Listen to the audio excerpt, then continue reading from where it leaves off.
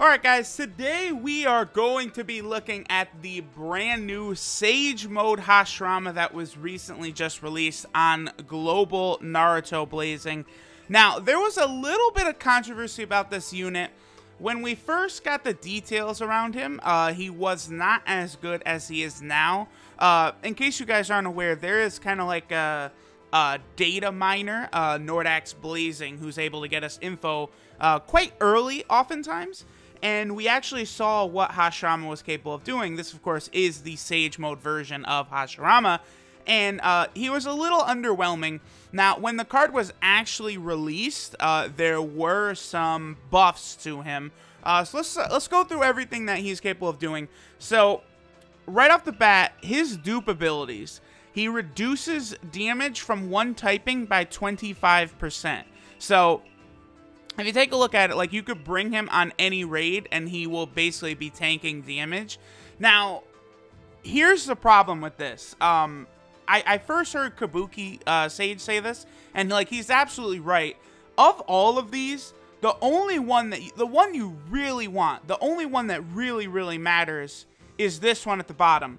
Reduces skill damage by 25% because HASHIRAMA is, of course, a body unit and he is weak to skill. So this is the one that you want down here. The problem is you need to pull 5 motherfucking dupes for this, and like, it only reduces skill damage by 25%. Like, this would have been a lot better if these dupe abilities, like, each one would reduce the overall damage just by 5%.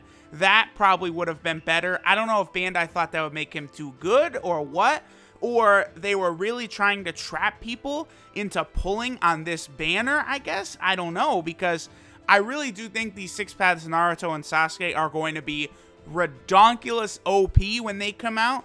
And I guess they wanted to try and trick people into summoning on this guy as much as possible. That's the only real conclusion I can come to. Now, when it comes to his stats down here, right?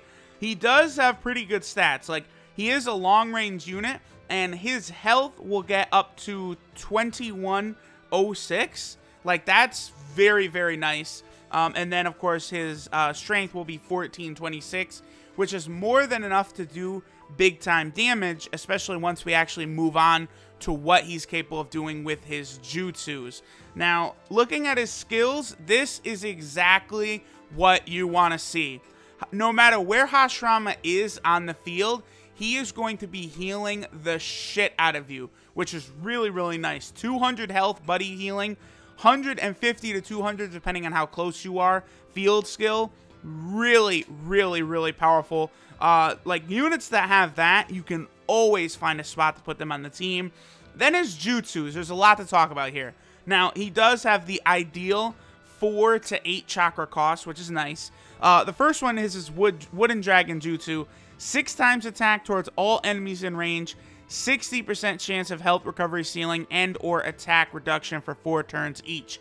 Now, when the unit was first initially seen, this jutsu was only a single target, which I've talked many times about how you really want that first jutsu to be an AoE to help you in clearing out the mobs that you oftentimes will run into in a lot of these boss fights. So the fact that this was buffed to an AoE helps him a lot.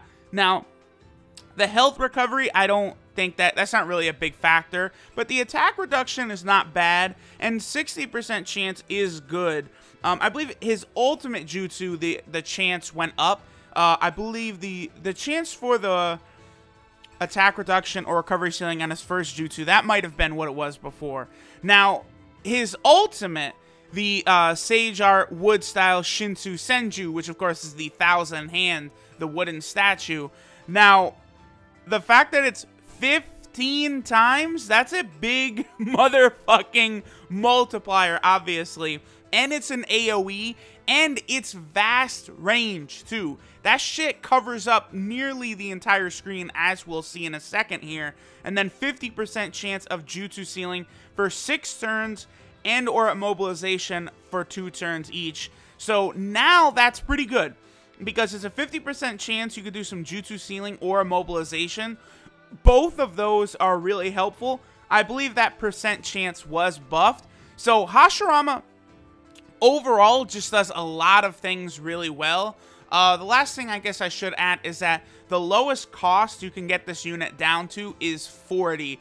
Obviously, this 80 cost does make it pretty hard to run him effectively. That's the thing about these Blazing Fest units, is they are so powerful and they make the cost very high to compensate for that. So you really do want to pull multiple copies so you could safely run several of them on a team. Let's go ahead and jump in then. I actually really like this unit. I'm not gonna lie. I do hope I pull him, but your boy is not going to be pulling on this Sage Mode Hashirama banner. That I'm not gonna do. There's just no way. So I figured, just for shenanigans, I brought regular Hashirama, who is an impact character, even though he is skilled, so he's at a disadvantage here. And then I also brought Tobirama. There is an Edo Tensei version of Tobirama as well. A lot of people think he's trash, but he does have some value. It's just he does have like a self-immobilization type thing. Alright, so let's just go ahead and take a lot of these fuckers out. I love, obviously, the long-range characters, the vast-range characters. Does make it really easy when going through these raids to just absolutely body these units here. And then, of course, because our mans has, you know, that delicious 4 and 8 chakra cost, it's very easy to get his jutsus off. Let's just have Sakura do this. Alright, so let's go ahead and take a look at Hashirama's first jutsu. So the Wood Dragon, unfortunately, does not cover up a wide area. As you guys can see, that's pretty small, actually. But it is quite powerful, so that's good. Yeah, the Wood Dragon, which is something we saw... Whoops, oh, low battery, whoops. The Wood Dragon, that's something we saw spammed endlessly in the show. Mainly by Madara, actually, because we saw Edo Tensei Madara fighting so often, whereas Sage Mode Hashirama didn't really have that much fighting in the series. So here's this bastard Konohamaru, was going to use that sexy jutsu, weaken our attack, whatever. We'll just slowly pick these guys off. I do want to let Hashirama's chakra build back up anyway, so that we can get that delicious Shinsu Senju. That is like one of the that's like the coolest fucking attack in Naruto. The 1,000-hand statue. Like, so powerful that he literally is able to fight a fucking perfect Susanoo with that shit. And not fight a perfect Susanoo, but just hands down beat a perfect Susanoo's ass. Really cool. Oh, great. No, don't lower Hashirama's attack. Konohamaru, no! Konohamaru, no! This little shit, Konohamaru. How many turns does that last? I'm going to want to make sure that that's off before I actually do the Shinsu Senju. Okay, so that takes care of him. Now we'll move on to the final map. Oh, nope, never mind. Psych! Konohamaru is actually the ultimate tank. Little did we know. Oh, this motherfucker. Yeah, that's hilarious. Here, catch this, bitch. Hold that, motherfucker. He said it did nothing because his attack is still lowered. Fuck me. What? 6 turns. Okay, I was going to say, Konohamaru is triggering me right now.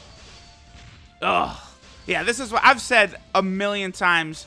The heart trial mission is the most annoying because Konohamaru does nothing but just stall you for 10 fucking years by doing that. And then Hiruzen always coming in hot with that initiative jutsu. Alright, so I'll spread out a little bit here. I do want to make sure that Hashirama gets that attack buff gone. Okay, cool. So we can finish Konohamaru off then.